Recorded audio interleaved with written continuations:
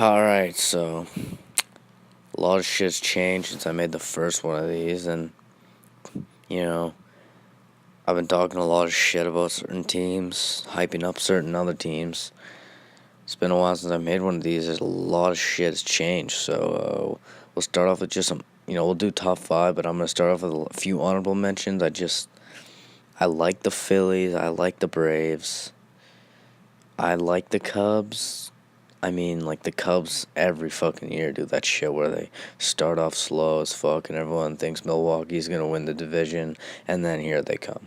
And, I don't know what's going on with you, Darvish, but it's only gonna make them better, hey? So, alright, number five. I've been talking a lot of shit about the Dodgers, saying how, last few videos about baseball, I've been saying how they don't have any big names. All they have is like random fucking players that somehow hit well, like Max Muncy or whatever. Every year there's one of them, Bellinger. Like I could fucking go on and on and on. Alex Wood, all these guys that randomly end up good, and a lot has changed since then, because just like every fucking year, the Dodgers make a big splash at the deadline. Obviously, Manny. All over the past few years, people hyping up Manny. This has actually been his best year by far.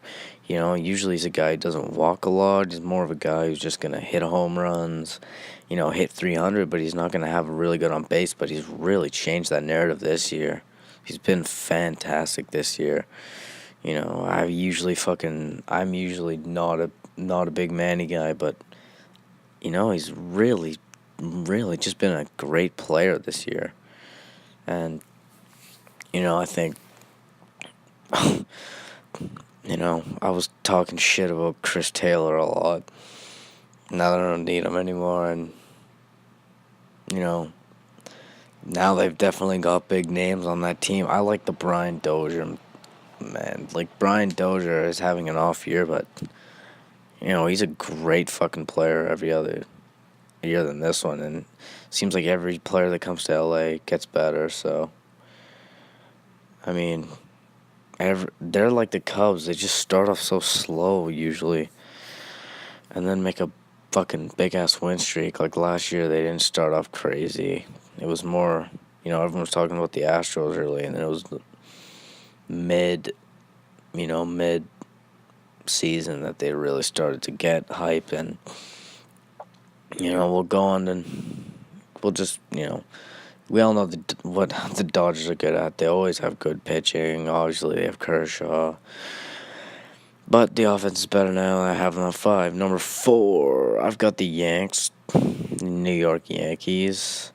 I like the addition of Happ. I'm a Blue Jays guy myself up here in Canada, so I've seen a lot of J Happ, and he's not the same he was 2 years ago when he was a Cy Young candidate and he was a 20-game winner, but he's still a great pitcher.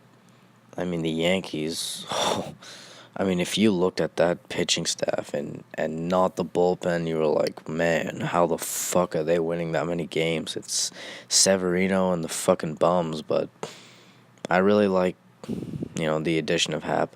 Lance Lynn, I don't really get it. Personally, I would trade Gleyber Torres for Jacob deGrom any day of the fucking week. Like, that's not even a question. I would trade Gleyber Torres for Jake deGrom with the fucking snap of a finger. You don't, like, how many hitters do you need? That's what I want to know. How many hitters do you need?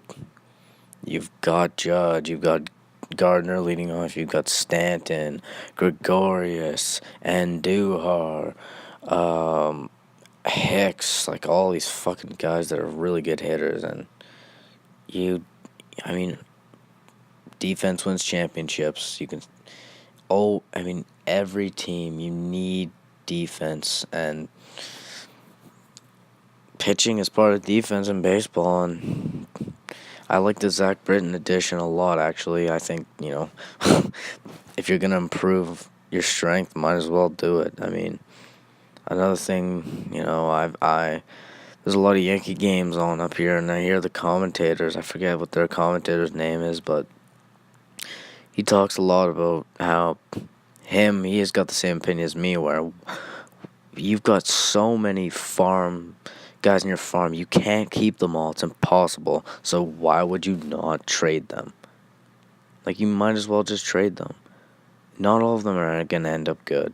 Gleyber Torres might end up being a fucking superstar, but Jake DeGrom is already a superstar, and he's the one thing that would put the Yankees number one on my list.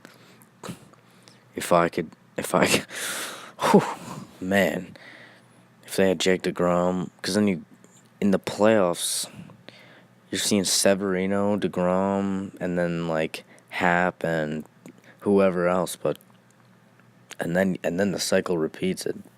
Holy fucking shit. Lance Lynn has been horrible lately, and I'm not too big on, some of their other moves, but whatever. Put them at 4, I think, yeah. Number 3, we've got Cleveland. I think I had them at 3 last time also. Listen, I just put a fucking bet on Cleveland to win the World Series. Don't know really what I was thinking there, but it's like it's like just past mid-season, but I did it. I really think they're going to win. It happens so often in sports where you see a team lose, a big game or like a big series, and then the next year there's a little bit of a slump, but then the next year after that it's like, holy fucking shit, boys, like, we can do this shit. Like, we were one fucking inning, we were one run away from winning the World Series in extra innings of Game 7. Like, holy fucking shit. And we've got Michael Brantley back, and Jose Ramirez and Francisco Lindor are light years ahead of what they were then, and same thing with Trevor Bauer. And the one thing with the Indians, the reason they're not on pace for 100 wins this year is the bullpen's been hurt, and they did get those 2 arms from the Padres. They've got, once Andrew Miller comes back, they'll have 2 deadly lefties. Oh, man. Because, I've said this a lot. When a guy like Andrew Miller goes down, I've seen it with my Blue Jays and Roberto Osuna. When one guy of that magnitude goes down, everybody else struggles because they're not in there. That's not what they're meant to do, is be in those positions, what's his name? It starts with an O. I can't even remember the fucking name here. Cleveland Indians bullpen. You can't be having guys that are, not your big relievers facing the number 2, 3, 4 spots on an opposing team's lineup, in the 7th inning. It's just not how it works. You need Andrew Miller out there. You need fucking Miller time. And, they did improve at getting those arms from the Padres. I think that once Andrew Miller comes back, Cody Allen's not going to be as fucking shitty. And, their offense is legit. You've got Lindor and Ramirez are like MVP caliber players, and Encarnacion is a great hitter as well.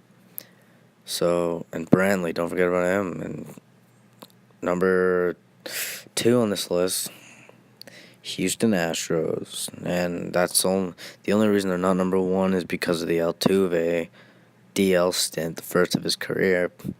And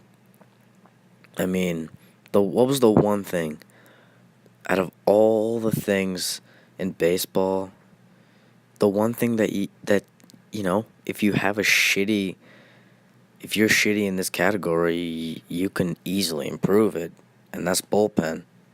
And what do? They go out and get the best young closer in the league. I see him every fucking day, and, before the suspension, I know how fucking good Osuna is. He's like 23. I think he's 22 or 23. under control. You fucking stole him, basically. You basically fucking committed a crime to get a guy who might have committed a crime, so... not much to say about the Astros. You've got the best starting pitching in the league by a mile. You've got the best offense in the league by a mile, in my opinion. And you just got your closer. Boom. That one's not that hard.